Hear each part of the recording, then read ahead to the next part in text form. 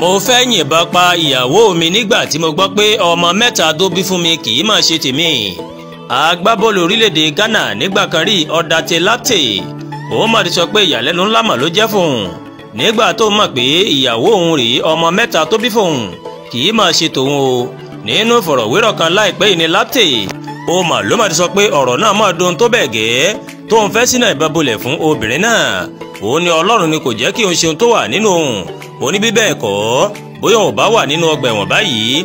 orúkọ ìyàwó agbábọ́ọ̀lù náà ni Ruwaida Yakubu.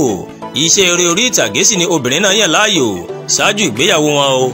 Latte ni ó yẹ kí èèyàn kọ́kọ́ máa ronú jinlẹ̀ kó tó gbé ìgbésẹ̀ lásìkò tó bá ń bínú o. bí bẹ́ẹ̀ kọ́ irúfẹ́ ẹni bẹ́ẹ̀ yóò ba ọ̀pọ̀lọpọ̀ nǹkan jẹ́ ni.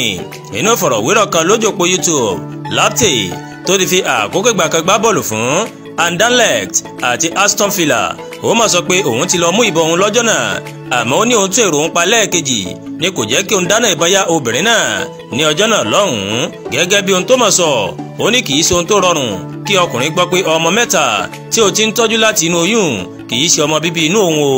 ọdún 2013 ni ìgbéyàwó agbábọ́ọ̀lù náà ó mà ló mà túkà lẹ́yìn tí àyẹ̀wò DNA fi hàn pé òun kọ́ ló ní ọmọ mẹ́ta tí ìyàwó rẹ̀ bí fún o. 20 ọdún ni Latte àti Gloria Appiah ni wọ́n fi wà papọ̀ gẹ́gẹ́ bí tọkọtaya o.